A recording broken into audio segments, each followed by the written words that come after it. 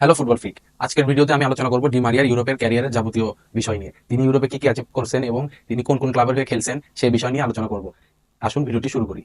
তো দেখেন, Di Maria কিন্তু ইউরোপে এ পর্যন্ত 18 বছর সার্ভিস দিয়েছে। ইউরোপের বড় বড় ক্লাব, অনেক বড় বড় ক্লাবের হয়ে তিনি খেলছেন এবং একটি দুটি ক্লাব নয়, মোট 4টি 5টি ক্লাবের হয়ে তিনি কিন্তু ইউরোপে খেলছেন এবং এই ক্লাবগুলো কিন্তু সব সব দেশের টপ ক্লাবগুলোর ভিতরেই পড়ে। যেমন তিনি বেনফিকাতে খেলছেন, তারপর রিয়াল মাদ্রিদের হয়ে খেলছেন, পিএসডির হয়ে খেলছেন, ম্যানচেস্টার ইউনাইটেডের হয়ে খেলছেন, জুভেন্টাসের হয়ে খেলছেন। মানে বলা যায় যে সকল বড় ক্লাবের হয়ে তিনি মোটামুটি খেলছেন। তো তার ক্যারিয়ারটা কিভাবে শুরু হয় ইউরোপে, আসুন এই বিষয় নিয়ে আলোচনা করি। তো 2007 সালে তিনি রোজারিও সেন্ট্রাল থেকে বেনফিকাতে যোগ দেয়।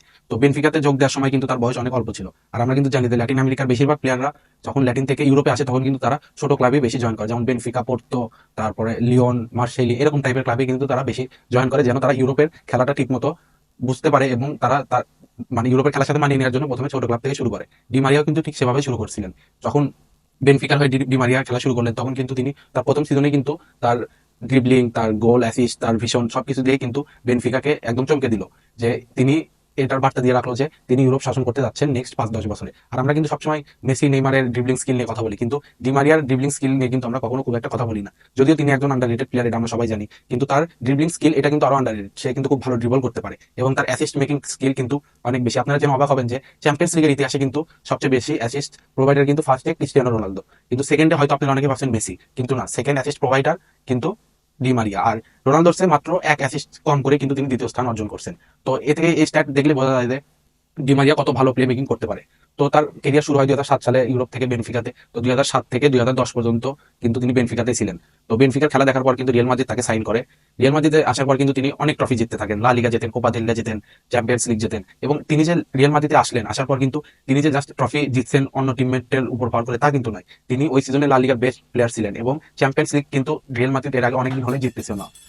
তো সেই রিয়াল মাদ্রিদকে তিনি টেনে নিয়ে যায় কিন্তু চ্যাম্পিয়ন্স লিগ জিতান এবং কোপা দেল রের ফাইনালেও কিন্তু তিনি ম্যান অফ দ্য ম্যাচ হন অনেক বছর পর যে কোপা দেল রে রিয়াল মাদ্রিদ জিতে। তো 2014 সালে ইনসিডেন্ট হয়তো আপনাদের মনেই আছে। 2014 সালে যখন তিনি বিশ্বকাপের ফাইনালে ইনজুরিতে পড়েন, তখন কিন্তু রিয়াল মাদ্রিদ তাকে সেল করার সিদ্ধান্ত নেয়। তো সেল করার সিদ্ধান্ত অনুযায়ী তাকে সেলও করে দেন অনেক চড়া দামে ম্যানচেস্টার ইউনাইটেডের কাছে। কিন্তু এই ম্যানচেস্টার ইউনাইটেডে তার কেরিয়ারের সবচেয়ে বাজে সময় পার করছে ডি মারিয়া, কারণ সেখানে কিন্তু জাস্ট এক সিজন খেলছে ডি মারিয়া এবং এই এক সিজনে কিন্তু তিনি খুব বেশি কিছু করতেও পারেনি। আর তার সমস্যা ছিল কোচের সাথে। তখনকার সেই সময়কার ম্যানচেস্টার ইউনাইটেডের কোচ ছিল লুই ফান গাল, যার সাথে অনেক প্লেয়ারেরই অনেক সমস্যা ছিল। তো এই সমস্যার কারণে কিন্তু তিনি ম্যানচেস্টার ইউনাইটেড ত্যাগ করতে বাধ্য হন এবং সেখান থেকে তিনি প্যারিসে পাড়ি জমান, অর্থাৎ পিএসজিতে তিনি খেলা শুরু করেন আবার। এবং এই পিএসজিতে কিন্তু তার ইউরোপে তার প্রাইম টাইম সে কাটাইছে পিএসজিতেই। পিএসজির হয়ে অসংখ্য ট্রফি বলেন, গোল বলেন, অ্যাসিস্ট বলেন, free kick goal, direct corner গোল, ব্যাঙ্গার গোল, এরকম আরো অনেক গোল করেন এবং পিএসজির হয়ে কিন্তু অনেক ট্রফি। কিন্তু তার পিএসজির ক্যারিয়ারে কিন্তু একটি আফসোস সবসময় থেকে যায়, সেটা হচ্ছে যে তিনি কিন্তু পিএসজির হয়ে কোনো চ্যাম্পিয়ন্স লিগ জিততে পারেনি। এত ভালো পারফর্ম করার পরেও তিনি কিন্তু পিএসজিকে ফাইনাল পর্যন্ত নিয়ে গেছিলেন চ্যাম্পিয়ন্স লিগে, কিন্তু সেখানে বায়ার্ন মিউনিখের কাছে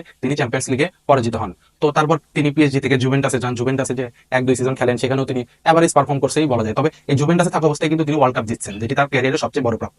এবং তারপর তিনি জুভেন্টাস থেকে তার আগের ক্লাব আবার বেনফিকাতে চলে আসেন। তো বেনফিকাতে চলে আসার পরে এই 2 সিজনও তিনি অনেক ভালো করছেন, অনেক গোল অ্যাসিস্ট করছেন। তারপর দীর্ঘ এই 18 বছর ইউরোপে ক্যারিয়ার গড়ার পর কিন্তু তিনি বর্তমানে ইউরোপ ছাড়ার ঘোষণা দিয়েছেন। তিনি বর্তমানে বেনফিকা হয়ে খেলতেছেন এবং তিনি এই সিজন শেষ হলে বেনফিকা ত্যাগ করবেন এবং তার সম্ভাব্য গন্তব্য কিন্তু হতে পারে হয় এমএলএস কিংবা তার আগের ক্লাব রোজারিও সেন্ট্রাল, যেটা আর্জেন্টিনাতে তিনি খেলতেন, তার শৈশবের ক্লাব।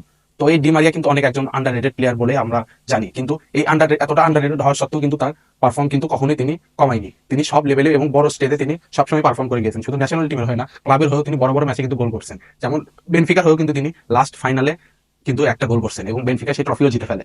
তো এই ডি মারিয়া এত বছর ইউরোপে থাকার পর ইউরোপ থেকে চলে যাচ্ছে, তো এটি কিন্তু ফুটবল ফ্যানদের জন্য একটি দুঃখজনক ব্যাপার যে তারও বয়স হয়ে গেছে। এখন অলরেডি তার 37 বছর হয়ে গেছে। আগের মতো স্পিড নেই, ড্রিবলিং স্কিল হয়তো আগের মতো অত নেই এবং আর্জেন্টিনা জাতীয় দল থেকেও কিন্তু তিনি রিটায়ারমেন্ট করে ফেলছেন। তো আশা করি ডি মারিয়া যেখানেই যাবেন তিনি আরো 2-1 বছর খেলবেন, কারণ তার খেলা দেখতে পাওয়াটাই কিন্তু একটি চোখের শান্তি আমার কাছে মনে হয়। তো এই বলে আমি আমার ভিডিওটি শেষ করছি। ভিডিওটি ভালো লাগলে সাবস্ক্রাইব করে পাশে থাকবেন। ধন্যবাদ।